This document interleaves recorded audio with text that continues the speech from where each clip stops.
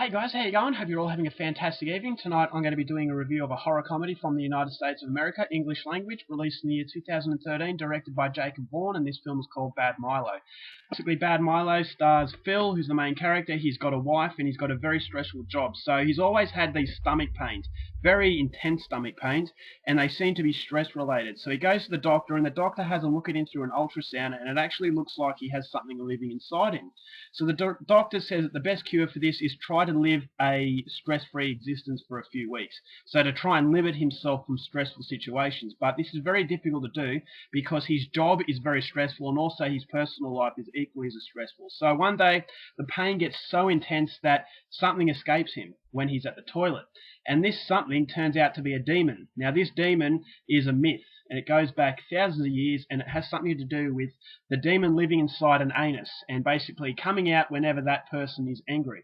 So Phil finds this out when he is being referred to by the doctor to a therapist, and this therapist, Phil is going through a session, and then all of a sudden this demon escapes from his ass, and the therapist looks it up and he says that this is in fact the mythology of this monster who lives inside people's anuses, and that the best way to try and combat this is to basically bond with this demon.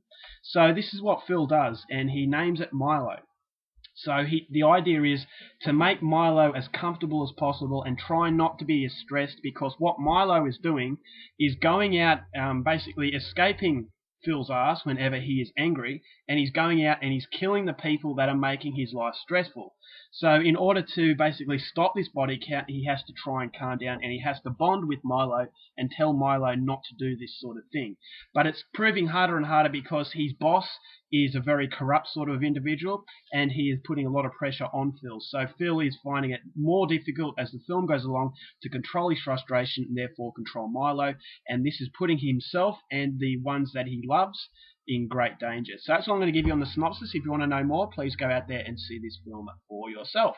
Now, my thoughts on the movie. I really didn't know what to expect with this film. I just saw the synopsis and I thought I definitely have to see this one. So I was actually able to watch it downloaded, which is a little bit naughty of me, but I like to see these sample these films before I even go to buy it when it comes out.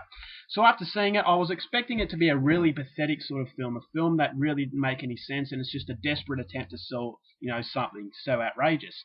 But I was really surprised. This one was a hell of a lot better than I thought, and it's one of those occasions where I was really, really surprised, and I was very happy to actually have the chance to see this film, because as far as horror comedies are concerned, this is definitely one of the better ones. This is hilarious. I thought the script was very good. It was very basic. It's very crude sort of juvenile humor, but it's really well done. The idea of something living inside this guy's ass, coming out whenever he's angry, basically the manifestations of Phil's the manifestation of Phil's frustration, and the idea that he can't kill Milo because Milo is part of him. So it's kind of like a symbolization of when people are frustrated, you think to yourself, I'm going to kill that guy. But basically in this film, there is something that is carrying out his thoughts.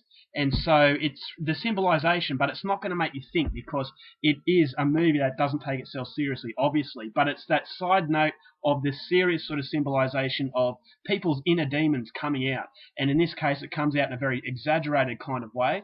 But I like that idea where it's a little bit smarter than you first think, but it doesn't take itself seriously enough to really have any double meaning. So I really like that element to it as well. So it's a very far out film. The characters are very exaggerated, and it feels like the cast and crew are having a hell of a lot of fun making the film. Therefore, it comes across and it translates to the audience, and you yourself will have a lot of fun seeing it as well. It's a very well made movie. I really like the idea of Milo. He's a very cuddly kind of thing. You feel sympathy for him towards the end, which was kind of ridiculous, but it's just one of those films where you're going to love it. And it's a film, obviously, you don't take seriously. If you're going to take this film seriously, you've got something wrong with you, because how serious could something be concerning an arse demon? So the scenes where Milo escapes the arse and goes back inside it was really, really funny, very painful, and there's a lot of disgusting element to the film as well. But as I said, it's done in an exaggerated way where it's more of a cartoon sort of film than anything else. It's very violent. It's actually quite bloody, which surprised me also.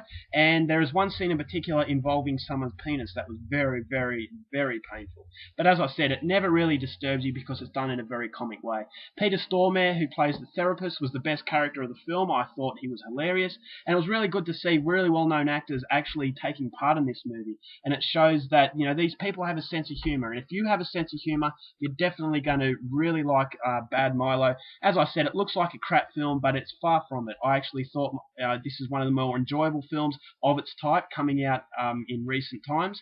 It's credit to the United States. Lately, they've been putting out some pretty bad stuff, but Bad Milo does not fall under that category. I was really surprised, and I actually found myself loving the film. So overall, I'm going to give Bad Milo 3 stars. Now, 3 because obviously it's a film not to be taken seriously, so I'm not going to put it up there with a masterpiece. But if you want something that's going to make you laugh, that if you want to watch a movie with some popcorn, some beer, a group of friends on a Friday night, this one is definitely one that you're going to that's going to appeal to you, because it certainly did to me. So for the horror comedy Bad Milo, it comes highly recommended, and it gets 3 stars. Alright guys, that's my review. Hope you enjoyed it. Till next time, keep watching movies, and I'll see you later.